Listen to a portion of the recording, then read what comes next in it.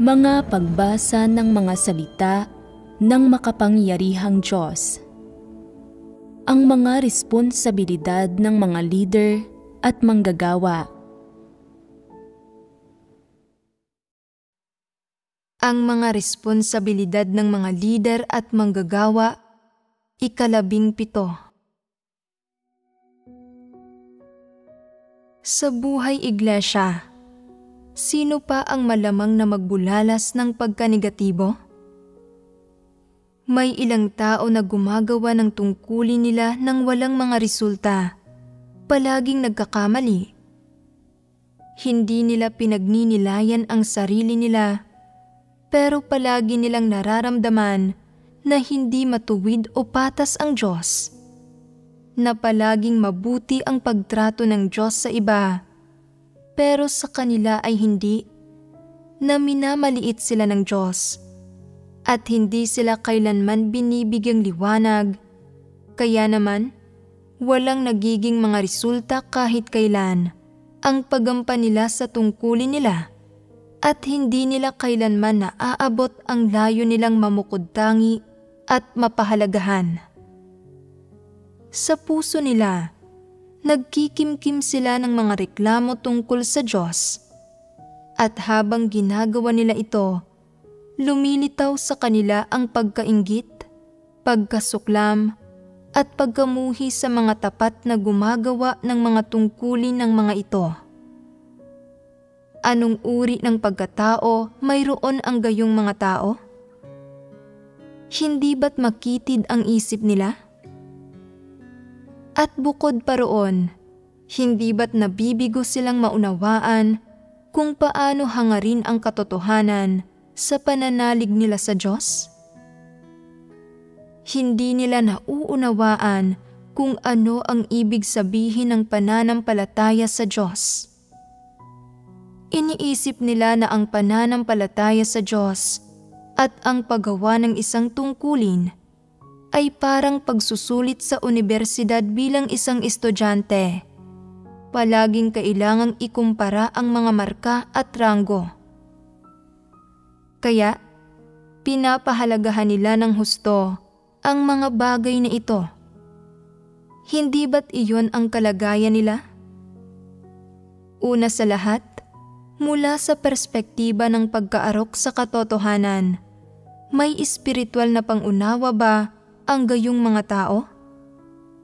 Wala, at hindi nila nauunawaan kung ano ang ibig sabihin ng manampalataya sa Diyos at hangarin ang katotohanan. Sa isang banda, pinapahalagahan nila ng husto ang ranggo nila kumpara sa iba. Sa kabilang banda, palagi silang gumagamit ng pamamaraan ng pagmamarka para suriin kung gaano kahusay na ginagawa ng iba ang mga tungkulin ng mga ito at ang sarili nilang husay sa paggawa, para bang sinusuri nila ang mga mag-aaral sa paaralan. Sinusukat ang pananampalataya ng mga tao sa Diyos at ang paggampan ng mga ito sa mga tungkulin gamit ang pamamaraang ito. Hindi ba't may mali rito? Dagdag pa rito, hindi ba't mali rin ang masikap na paraan nila ng paggawa ng mga tungkulin nila? Hindi ba't ginagawa nila ang mga tungkulin nila nang may pagsisikap ng pag-aaral at pagsusulit? Bakit natin nasasabi ito?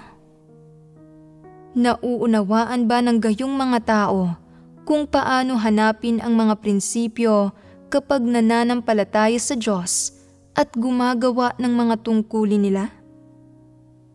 Kaya ba nilang hanapin ang mga prinsipyo? Sa isang aspekto, hindi nila alam kung paano hanapin ang mga prinsipyo. Kung paano dapat basahin ng mga tao ang mga salita ng Diyos, kung paano pagbahaginan ang katotohanan, at kung paano gawin ng wasto ang mga tungkulin nila. Hindi nila nauunawaan ang mga usaping ito, ni pinapahalagahan ang mga ito. Ang alam lang nila ay dapat silang maghanap ng mga prinsipyo at kumilos ayon sa mga ito. Pero sa kung ano ang hinihingi ng mga prinsipyo, ano ang hinihingi ng Diyos, o paano kumikilos ang iba ayon sa mga prinsipyo, wala silang pagkaunawa. Sadyang hindi nila ito naiintindihan.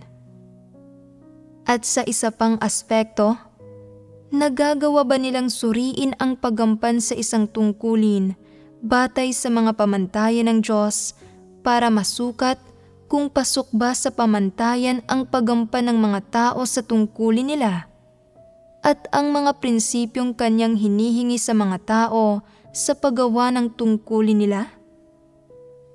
Kaya ba nilang maunawaan ang mga usaping ito mula sa mga salita ng Diyos at sa pagbabahaginan ng mga kapatid?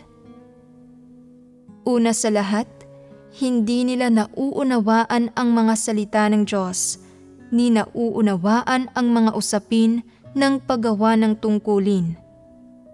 Matapos silang magsimulang manampalataya sa Diyos at gumawa ng mga tungkulin, nagninilay-nilay sila. Noong nag-aaral pa ako, natuklasan ko ang isang panuntunan. Basta't handa kang magsikap at higit pang mag-aral, makakakuha ka ng matataas na marka. Kaya, ganoon din ang gagawin ko sa pananalig ko sa Diyos. Mas magbabasa ako ng mga salita ng Diyos at mas magdarasal ako.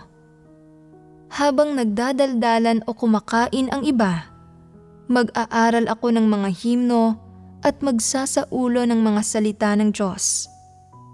Nang may gayong pagsusumikap, tiyak na pagpapalain ako ng Diyos batay sa aking pagsusumikap, pagkamasigasig at pagkamasipag. Tiyak na magiging mabunga ang paggampan ko ng tungkulin. Siguradong makakakuha ako ng mataas na marka kumpara sa iba at pahahalagahan at iaangat ako. Pero sa kabila ng paggawa nito, hindi pa rin nila makamit ang mga kahilingan nila. Bakit hindi pa rin ako kasing epektibo ng iba sa paggawa ng tungkulin ko? Paano ba ako kailanman maiaangat o magagamit para sa mahahalagang gampanin? Hindi ba't nangangahulugan ito na wala ng pag-asa? Ipinanganak akong mahilig makipagkompetensya. Ayaw kong napag-iiwanan. Ganoon ako noong nag-aaral pa ako at ganoon pa rin ako ngayon sa pananampalataya ko sa Diyos. Sino mang nakakahigit sa akin, determinado akong malampasan sila. Hindi ako titigil hanggat hindi ko nagagawa ito. Naniniwala sila na gamit ang tamang pamamaraan at diskarte, ang pagdala lang ng pagsusumikap sa pag-aaral ng mabuti para makapagbasa ng mas maraming salita ng Diyos at matuto ng mas maraming himno, ang pag-iwas sa pakikipagdaldalan, ang hindi pagtuon sa pagbibihis ng maganda, ang pagtulog ng kaunti at hindi masyadong pagsasaya, ang pagsupil sa katawan nila at hindi pagpapasasa sa mga kaginhawahan ng laman. Makakatanggap na sila ng mga pagpapala ng Diyos at siguradong magkakamit sila ng mga resulta sa paggawa ng tungkulin nila. Gayunpaman, laging iba ang kinalalabasan ng mga bagay-bagay kaysa sa inaasahan nila. Bakit palagi pa rin akong nagkakamali sa paggawa ng tungkulin ko? At bakit hindi ko pa rin ito magawa ng kasing husay ng iba? Ginagawa ng iba ang mga bagay-bagay ng mabilis at mahusay, at palagi silang pinupuri at pinapahalagahan ng lider. Nagtiis ako ng napakaraming pagdurusa at paghihirap. Bakit hindi pa rin ako nagkakamit ng mga resulta? Habang pinagninilayan nila ito, sa wakas ay may mahalaga silang natuklasan. Lumalabas na hindi matuwid ang Diyos Napakatagal ko nang nananampalataya sa Diyos, pero ngayon ko lang ito nalaman. Mabuti ang Diyos sa kung kanino niya gusto. Kaya, bakit ayaw niyang maging mabuti sa akin? Dahil ba hangal ako? Dahil hindi ko kayang mambola at magsalita ng mahusay? Dahil hindi ako mabilis mag-isip? O dahil ba masyadong ordinaryo ang hitsura ko at wala akong masyadong pinag-aralan? Pagbubunyag ito ng Diyos sa akin, hindi ba? Napakarami ko nang nabasang mga salita ng Diyos. Bakit hindi mabuti sa akin ang Diyos, bagkus ay ibinubunyag pa niya ako? Habang pinag-iisipan nila ito, nagiging negatibo sila. Ayaw ko nang gawin ang tungkulin ko. Hindi ako pinagpala ng Diyos habang ginagawa ko ang tungkulin ko. At nagbasa ako ng mas maraming salita ng Diyos, pero hindi niya ako binigyang liwanag.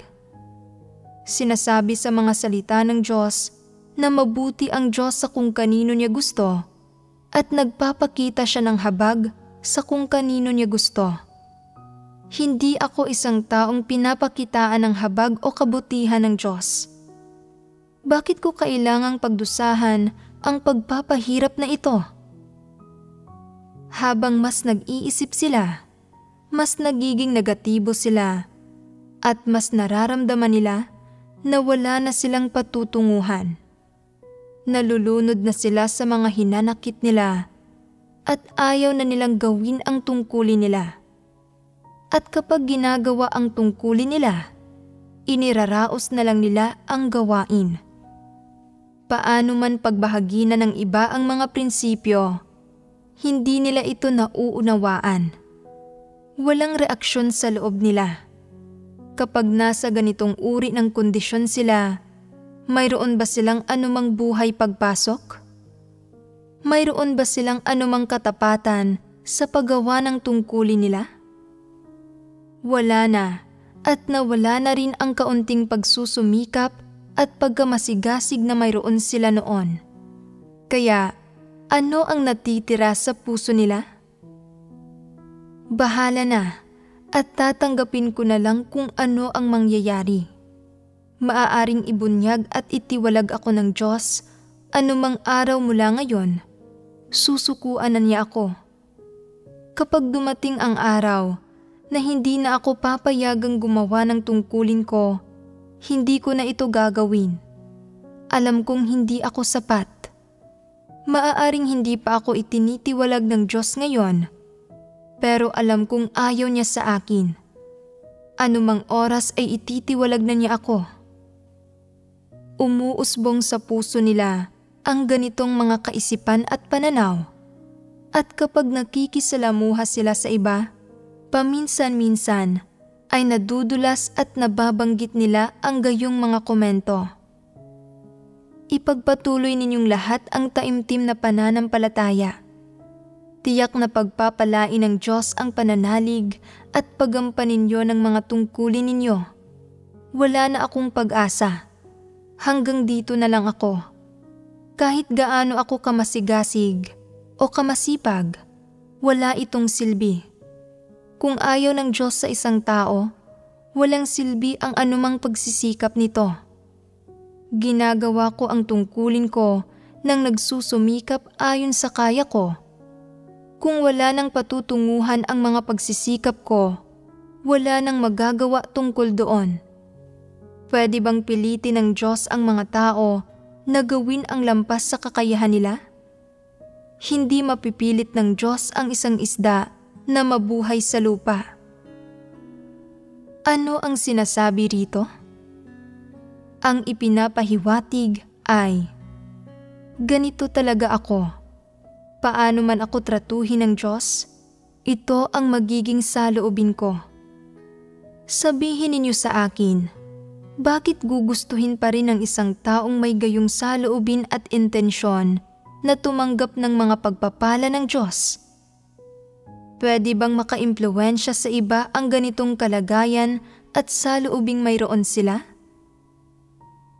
madali silang magkakaroon ng negatibo at nakakasirang impluwensya, nahihila sa iba patungo sa pagkanegatibo at kahinaan. Hindi ba't panlilihis at pamiminsala ito sa iba? Ang mga taong may gayong antas ng pagkanegatibo ay mga dyablo, hindi ba? Hindi kailanman nagmamahal sa katotohanan ang mga dyablo. Hindi nagbubulalas ang ilang tao ng pagkanegatibo nila sa mahahabang diskurso. Nagbibigkas lang sila ng ilang parirala. Mas mahusay kayong lahat kaysa sa akin. Labis kayong pinagpalang lahat. Wala na akong pag-asa. Kahit gaano pa ako magsumikap, wala itong silbi. Wala akong pag-asang makatanggap ng mga pagpapala ng Diyos. Bagamat simple at tila walang problema ang mga salita, na parang sinusuri nila ang sarili nila, hinihimay ang sarili nila, at tinatanggap ang mga katunayan tulad ng sarili nilang mahinang kakayahan at mga pagkukulang. Sa totoo lang, nagbubulala sila ng isang uri ng di nakikitang pagkanegatibo. Ang mga salitang ito ay may panunuya at pangungutya, pati na rin paglaban, at syempre, higit pa rito, mayroong kawalang kasiyahan sa Diyos ang mga ito, kasama ng isang negatibo at malungkot na lagay ng loob. Maaaring kakaunti ang mga negatibong salitang ito, pero ang lagay ng loob na ito, tulad ng isang nakakahawang sakit, ay maaaring makaapekto sa iba. Bagamat hindi nila hayagang sinasabi, ayaw ko nang gawin ang mga tungkulin ko, wala na akong pag-asa na maligtas, at nanganganib din kayong lahat. Dahil sa ipinapahiwatig nila, nararamdaman ng ibang tao na kung ang individual na ito, sa kabila ng mga pagsisikap niya, ay wala ng pag-asa na maligtas, lalong wala ng pag-asa iyong mga hindi nagsisikap. Sa pagpapahayag ng pahiwatig na ito, sinasabi nila sa lahat, mahalaga ang pag-asa. Kung hindi ka bibigyan ng Diyos ng pag-asa, kung hindi ka pagpapalain ng Diyos, kahit gaano ka pa magsikap, walang saysay ang lahat ng ito. Matapos tanggapin ng karamihan ng tao ang pahiwatig na ito, hindi maiiwasang humina ang pananalig nila sa Diyos sa kaloob-looban nila, at malaki ang nababawas sa katapatan at sinseridad na dapat nilang ipinapakita kapag ginagawa ang mga tungkulin nila. Bagamat ibinubulalas nila ang pagkanegatibong ito nang walang malinaw na intensyon para ilihis o hikayatin ang mga tao na kumampi sa kanila, ang negatibong lagay ng loob na ito ay mabilis na nakakaapekto sa iba, na nagpaparamdam sa mga ito ng isang krisis. Nararamdaman na madaling nasasayang ang mga pagsisikap ng mga ito. Ginagawa nitong mamuhay ang mga tao ayon sa mga damdamin nila. Ginagamit ang mga damdamin para bumuo ng espekulasyon tungkol sa Diyos, at sinusuri at sinisiyasat ang saloobin at sinseridad ng Diyos sa mga tao batay sa mga paimbabaw na anyo. Kapag naipapasa sa iba ang negatibong lagay ng loob na ito, hindi nila maiwasang lumayo sa Diyos at magkaroon ng maling pagkaunawa at ng pagdududa sa sinabi ng Diyos. Hindi na naniniwala sa kanyang mga salita. Kasabay nito, wala na silang sinseridad sa mga tungkulin nila. Ayaw na nilang magbayad ng halaga at ayaw na nilang magkaroon ng anumang katapatan. Ito ang epekto ng mga negatibong komentong ito sa mga tao. Ano ang kahihinatnan ng epektong ito? Pagkatapos marinig ang mga salitang ito, Hindi nagkakamit ng pagpapatibay ang mga tao, lalong hindi nila nakakamit ang kaalaman sa sarili.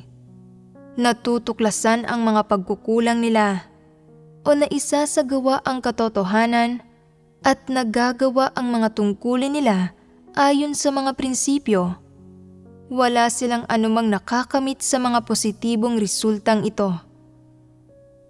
Sa halip, dahil sa epektong ito, nagiging mas negatibo ang mga tao. Naiisip nilang sukuan na ang paghahangad sa katotohanan at nawawala na sila ng kapasyahan sa mga tungkulin nila. Bakit nawala na sila ng pananalig? Pakiramdam nila ay wala na silang pag-asa na maligtas. Tama.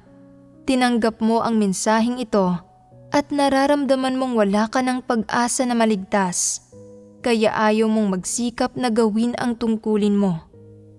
Ipinapakita ng pag-uugaling ito na hindi ka taos-pusong naghahangad sa katotohanan, kundi palagi mong hinuhusgahan kung nalulugod ba sa iyo ang Diyos, kung may pag-asa ka bang maligtas, at kung sinasang-ayunan ba ng Diyos ang pagampan mo ng tungkulin mo batay sa mga damdamin, lagay ng loob at hinuha.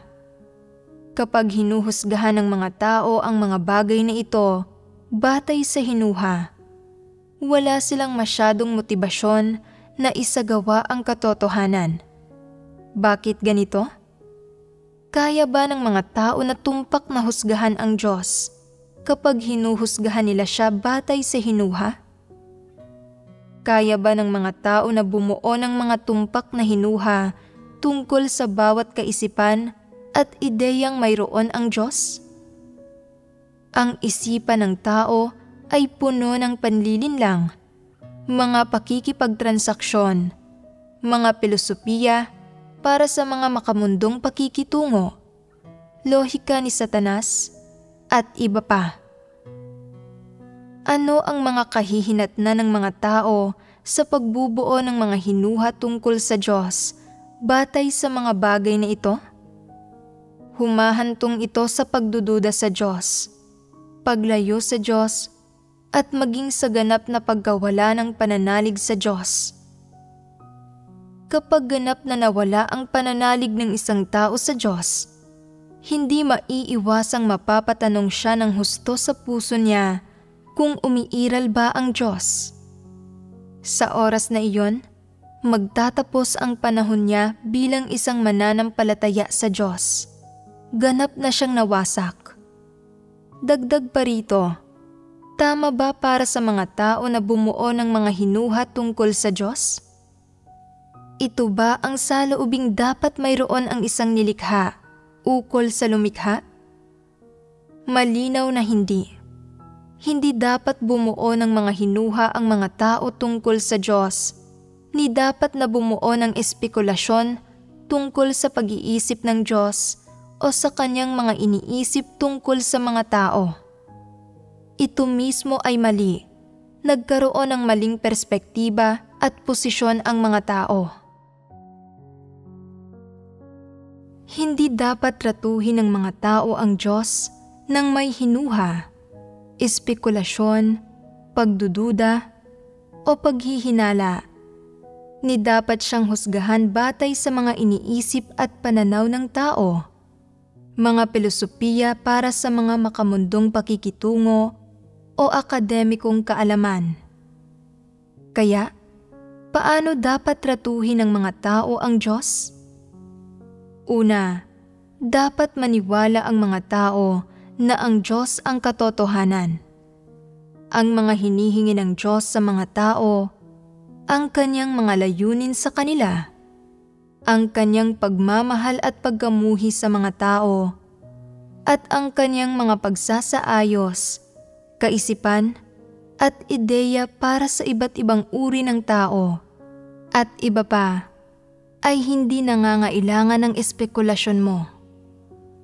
May mga malinaw na paliwanag at kahulugan sa mga salita ng Diyos ang mga usaping ito. Kailangan mo lang manampalataya, maghanap, at pagkatapos ay magsagawa ayon sa mga salita ng Diyos. Ganoon lang ito kasimple. Hindi hinihiling ng Diyos na husgahan mo kung ano ang layo niyang gawin sa iyo o kung paano kanya tinitingnan batay sa mga damdamin. Kaya, iniisip mo na wala kang pag-asa na maligtas. Ito ba ay isang damdamin o isang katunayan? Sinabi ba ito ng mga salita ng Diyos? Hindi. Kung gayon, ano ang sinasabi ng mga salita ng Diyos? Sinasabi ng Diyos sa mga tao kung paano hanapin ang katotohanan para sa mga solusyon at hanapin ang landas para isagawa ang katotohanan sa tuwing nahaharap sila sa anumang problema o nagbubunyag sila ng mga tiwaling disposisyon. Pinapatunayan nito ang isang bagay. Totoo na gusto ng Diyos na iligtas ang mga tao at baguhin ang mga tiwaling disposisyon nila. Hindi ka nililin lang ng Diyos at hindi ito hungkag na pananalita. Iniisip mo na wala kang pag-asa na maligtas, pero pansamantalang lagay ng loob lang iyan, isang damdaming nabuo sa ilalim ng isang partikular na kapaligiran. Ang mga damdamin mo ay hindi kumakatawan sa mga pagnanais o layunin ng Diyos, lalong hindi sa kanyang mga kaisipan, at hindi rin kumakatawan sa katotohanan ang mga ito. Sa makatwid, kung mamumuhay ka ayon sa damdaming ito, kung bumubuo ka ng mga hinuha tungkol sa Diyos batay sa damdaming ito, gamit ang damdamin mo para palitan ang mga pagnanais ng Diyos, kung gayon, nagkakamali ka ng husto at nahulog ka sa patibong ni Satanas. Ano ang dapat gawin ng isang tao sa ganitong sitwasyon? Huwag umasa sa mga damdamin. Sinasabi ng ilang tao, kung hindi tayo dapat umasa sa mga damdamin, saan tayo dapat umasa? Walang silbi ang umasa sa anumang bagay na nasa iyo. Hindi kumakatawan sa katotohanan ang mga damdamin ng tao. Sino ang nakakaalam kung paano nabuo ang mga damdamin mo? Kung saan talaga ito nagmula? Kung bunga ito ng panlilihis ni Satanas, problema ito. Sa anumang kaso, paano man nabuo ang damdamin, hindi ito kumakatawan sa katotohanan. Kapag mas matindi ang mga damdamin at kutob ng isang tao, mas kailangan niyang hanapin ang katotohanan, lumapit sa Diyos at pagnilayan ang sarili. Ang mga damdamin ng tao at ang mga katunayan at ang katotohanan ay dalawang magkaibang bagay. Maibibigay ba sa iyo ng mga damdamin ang katotohanan? Maibibigay ba sa iyo ng mga ito ang isang landas ng pagsasagawa? Hindi. Tanging ang mga salita ng Diyos, tanging ang katotohanan, ang makakapagbigay sa iyo ng isang landas ng pagsasagawa, ang makakapagbigay sa iyo ng pagtutuwid at makakapagbukas ng daan palabas. Sa makatwid, ang dapat mong isagawa ay hindi ang hanapin ang sarili mong mga damdamin. Hindi mahalaga ang mga damdamin mo. Ang dapat mong gawin ay lumapit sa Diyos para hanapin ang katotohanan, para maunawaan ang mga layunin ng Diyos sa pamamagitan ng Kanyang mga salita. Habang mas umaasa ka sa mga damdamin, mas mararamdaman mong wala kang patutunguhan, mas malalim kang mahuhulog sa pagkanegatibo, at mas paniniwalaan mo na hindi patas ang Diyos, na hindi ka pinagpala ng Diyos. Sa kabaligtaran, kung isasantabi mo ang mga damdaming ito para hanapin ang mga katotohanang prinsipyo, para makita kung aling mga kilos sa proseso ng paggawa mo ng tungkulin ang lumalabag sa mga katotohanang prinsipyo. Kung aling mga kilos ang ginawa ayon sa sarili mong kalooban at ganap na walang kinalaman sa mga katotohanang prinsipyo.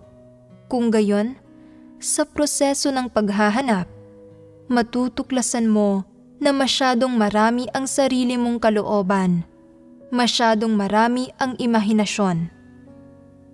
Sa paglalapat lang ng kaunting pagkataimtim na ito, matutuklasan mo ang maraming problema. Masyado akong mapanghimagsik, masyadong sutil, masyadong mayabang. Hindi ito dahil wala akong pag-asa na maligtas. Hindi tumpak ang mga damdamin ko. Ito ay dahil hindi ko sineryoso ang mga salita ng Diyos at hindi ako nagsagawa ayon sa mga katotohanang prinsipyo. Palagi akong nagrereklamo na hindi ako pinagpapala ng Diyos, na hindi niya ako ginagabayan at na may kinikilingan siya. Pero ang totoo, hindi ko kinilala na ako ay pabasta-basta, sutil at wala akong pakundangan sa pagampan ko ng tungkulin. Kasalanan ko ito. Napagtanto ko na ngayon, walang kinikilingan ang Diyos. Kapag hindi naghahanap sa katotohanan o lumalapit sa Diyos ang mga tao, nagiging mabuti na ang Diyos sa kanila sa pamamagitan ng hindi pagbawi sa kalifikasyon nila na gumampa ng tungkulin. Napakaluwag na ng Diyos sa aspektong ito. Gayunpaman, pakiramdam ko ay puno pa rin ako ng mga hinanakit, nakikipagkumpetensya, at nakikipagtalo pa nga ako sa Diyos. Dati, inisip ko na napakabuti ko, pero nakikita ko na ngayon na hindi talaga totoo iyon. Hindi nakabatay sa mga prinsipyo ang anumang ginawa ko. Biyaya ng Diyos na hindi niya ako dinisiplina. Nakita niya na mababa ang tayog ko. Sa gayong paghahanap, mauunawaan mo ang ilang katotohanan at magagawa mong magkusa na aktibong magsagawa ayon sa mga katotohanang prinsipyo. Unti-unti, mararamdaman mong may ilang prinsipyo ka na sa pag-asal mo at sa paggawa ng tungkulin mo. Sa oras na ito, hindi ba't mas mapapanatag na ang konsensya mo? Dati, pakiramdam ko ay wala akong pag-asa na maligtas, pero ngayon, bakit lalong humihina ang damdaming ito, ang kamalayang ito? Paanong nangyari na nagbago ang kalagayang ito? Dati, inakala ko na wala akong pag-asa. Hindi ba't pagka-negatibo at paglaban ng iyon at pakikipagtalo sa Diyos? Masyado akong mapaghimagsik. Pagkatapos magpasakop, nang hindi namamalayan sa proseso ng paggawa ng tungkulin mo, magsisimula kang maunawaan ang ilang prinsipyo at hindi mo na ikukumpara ang sarili mo sa iba. Tutuon ka lang sa kung paano iiwas sa pagiging pabasta-basta at kung paano gawin ang mga tungkulin mo ayon sa mga prinsipyo. Nang hindi namamalayan, hindi mo na mararamdaman na hindi ka maililigtas at hindi ka na makukulong sa negatibong kalagayang iyon. Gagawin mo ang mga tungkulin mo ayon sa mga prinsipyo at mararamdaman mong naging normal na ang ugnayan mo sa Diyos. Kapag naramdaman mo ito, iisipin mo, hindi ako inabandona ng Diyos. Nararamdaman ko ang presensya ng Diyos at nararamdaman ko ang paggabay at mga pagpapala ng Diyos kapag hinahanap ko siya habang ginagawa ang mga tungkulin ko. Sa wakas, nararamdaman ko na pinagpapala ng Diyos ang iba at pinagpapala niya rin ako at na walang kinikilingan ang Diyos. Mukhang may pag-asa pa rin ako na maligtas. Lumalabas na mali ang landas na tinahak ko noon. Palagi kong iniraraos lang ang mga bagay-bagay at gumagawa ako ng mga walang pakundangan na maling gawa sa paggawa ng tungkulin ko. At inisip ko pa nga na ayos lang ako, namumuhay sa sarili kong munting mundo at hinahangaan ang sarili ko. Ngayon, nakikita ko na isang malaking pagkakamali ang paggawa niyon. Ang ganap na pamumuhay sa isang kalagayan ng pagpoprotesta at paglaban sa Diyos. Hindi nakapagtataka na hindi ko natanggap ang kaliwanagan ng Diyos. Paano ko matatanggap ang kaliwanagan ng Diyos kung hindi ako kumikilos ayon sa mga prinsipyo? Tingnan mo, dalawang ganap na magkaibang paraan ng pagsasagawa. Dalawang ganap na magkaibang paraan ng pagharap sa sariling mga ideya ay humahantong sa magkakaibang resulta sa huli. Hindi makakapamuhay ang mga tao ayon sa mga damdamin nila sa pananampalataya nila sa Diyos. Ang mga damdamin ng mga tao ay mga panandalian lang na lagay ng loob. May anumang kinalaman ba ang mga ito sa mga kalalabasan nila? Sa mga katunayan? Wala.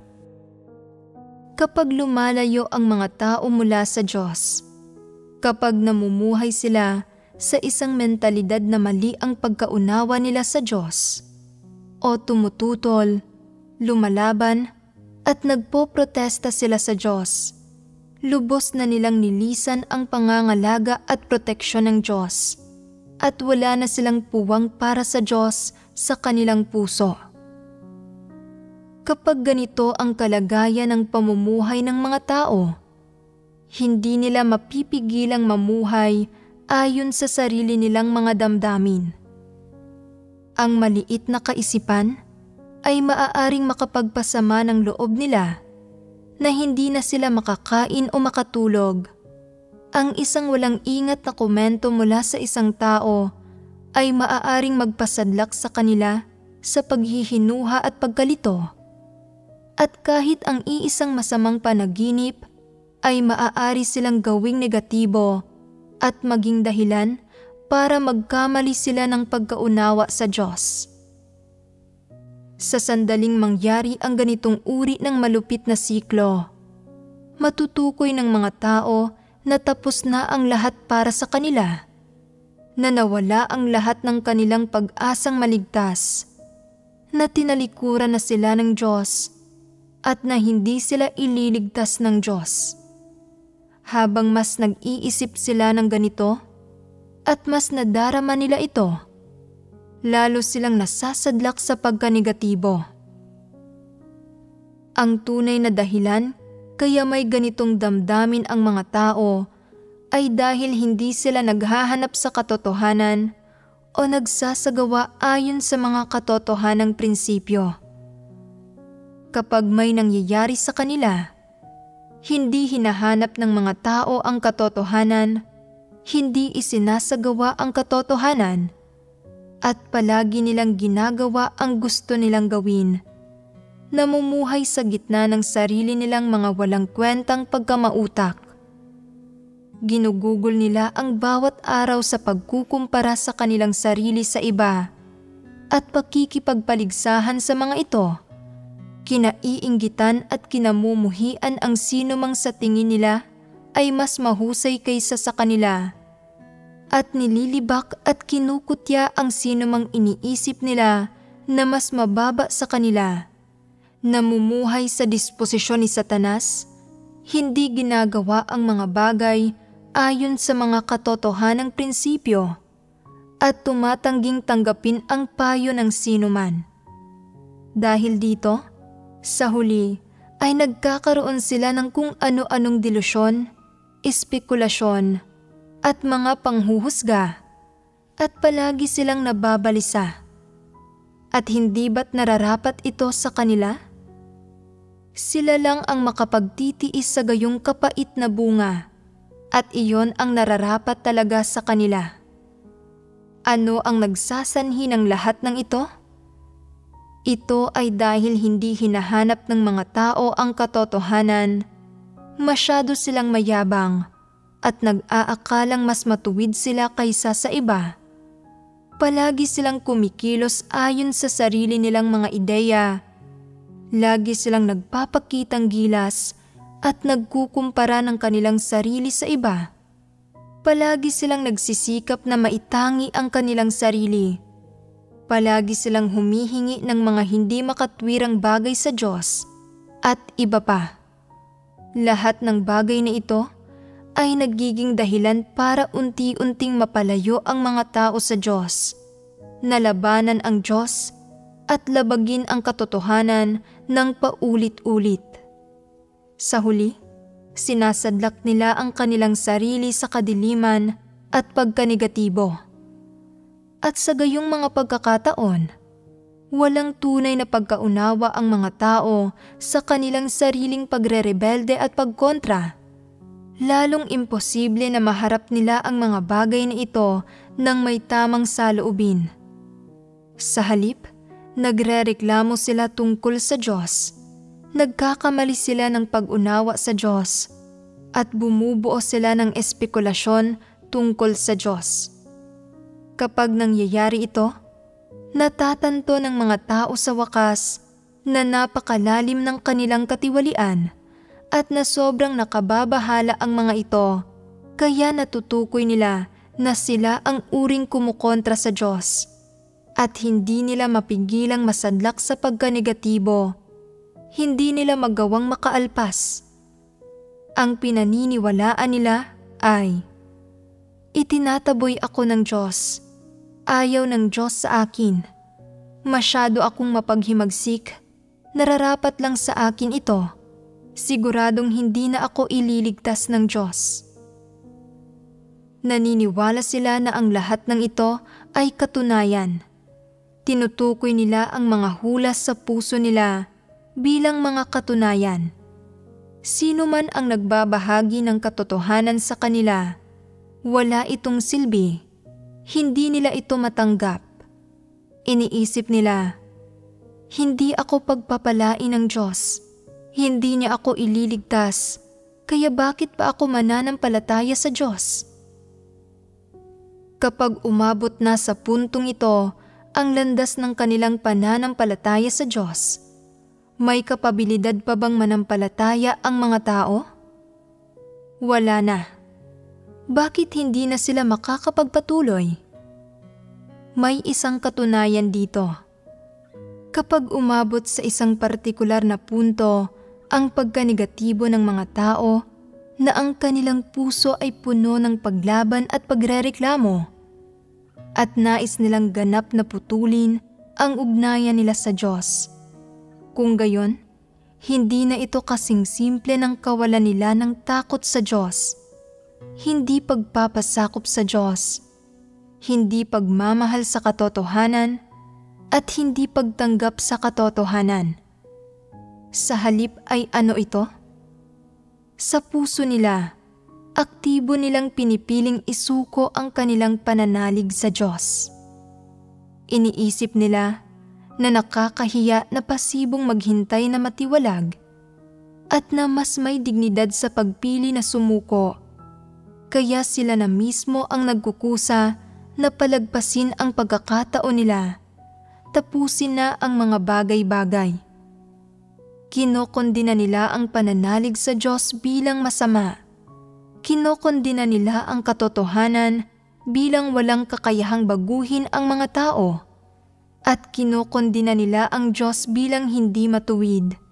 Nagrereklamo tungkol sa hindi niya pagligtas sa kanila. Napakasipag ko. Mas marami akong pinagdusahang paghihirap kaysa sa iba. At mas higit na malaki ang ibinabayad ko kaysa sa sino man. Sinsero kong ginagawa ang aking tungkulin, pero hindi pa rin ako pinagpala ng Diyos. Ngayon ay malinaw kong nakikita na ayaw sa akin ng Diyos, na hindi patas ang pagtrato ng Diyos sa mga tao. Ang kapal ng mukha nilang gawing pagkondina at paglapastangan sa Diyos ang kanilang mga pagdududa sa Diyos. Kapag nangyayari ang gayong mga katunayan, maaari pa ba silang magpatuloy sa landas ng pananalig sa Diyos? dahil naghihimagsik sila laban sa Diyos at kumukontra sa Diyos, at hindi nila tinatanggap ang katotohanan o hindi man lamang nila pinagninilayan ang kanilang sarili, nawasak na sila. Hindi ba't hindi makatwiran na talikuran ng isang tao ang Diyos ng kusa at pagkatapos ay magreklamo na hindi siya pinagpapala o binibiyayaan ng Diyos? Ang bawat tao ay pumipili ng sarili niyang landas at tumatahak dito. Walang sino man ang maaaring gumawa nito para sa kanya. Ikaw ang pumili ng isang landas na walang patutunguhan. Ikaw na tumalikod sa Diyos at nagtakwil sa Kanya. Mula sa simula hanggang sa huli, kailanman ay hindi sinabi ng Diyos na ayaw niya sa iyo, o na sumuko na siya sa iyo, o na tumatanggi siyang iligtas ka. Ikaw mismo ang naglimita sa Diyos batay sa mga hula mo. Kung tunay kang nananampalataya sa Diyos, at mananampalataya ka pa rin sa Diyos kahit na ayaw niya sa iyo, at mananampalataya ka pa rin sa Diyos at patuloy na magbabasa ng Kanyang mga salita, at tatanggapin pa rin ang katotohanan at gagawin ang mga tungkulin mo ng normal, kahit pa kinamumuhian ka niya, sino ang makakapaglimita o makakapigil sa iyo? Hindi ba't ang lahat ng ito ay tungkol sa sarili mong mga pagpili at paghahangad? Ikaw mismo ay walang pananalig pero nagrereklamo ka tungkol sa Diyos. Ito ay pagiging hindi makatwiran. Hindi mo pinapanatili ang ugnayan mo sa Diyos at pilit mo itong winawasak. Sa sandaling nagkaroon na ng lamat, maibabalik pa ba ito? Ang nabasag na salamin ay mahirap ng buuing muli, at kahit pa mabuo ito, mananatili pa rin ang pagkabasag nito. Ngayong nasira na ang ugnayan, hindi na ito kailanman maibabalik sa orihinal nitong kalagayan. Dahil dito, anumang uri ng kapaligiran ang maranasan nila sa pananampalataya nila sa Diyos, dapat matutong magpasakop ang mga tao at dapat nilang hanapin ang katotohanan. Saka lang sila makakapanindigan. Kung gusto mong sumunod sa Diyos hanggang sa dulo ng daan, napakahalaga na hangarin ang katotohanan sa paggawa man ng mga tungkulin mo o sa paggawa ng anumang iba pang bagay. Ang pag-unawa sa mga katotohanang prinsipyo at pagsasagawa at pagpapatupad sa mga ito ay mahalaga, sapagkat sa proseso ng pag-unawa sa katotohanan at pagsasagawa ayon sa mga katotohanang prinsipyo, makikilala mo ang Diyos, mauunawaan ang Diyos, maaarok mo siya, at maaarok mo ang mga layunin ng Diyos, at magiging katugma mo siya. Magkakamit ka ng pagkaarok at pagtanggap sa diwa ng Diyos. Kung hindi mo isasagawa ang mga katotohanang prinsipyo at kumikilos ka o ginagawa mo lang ang mga tungkulin mo ayon sa sarili mong kalooban, hindi mo kailanman mararanasan ang katotohanan.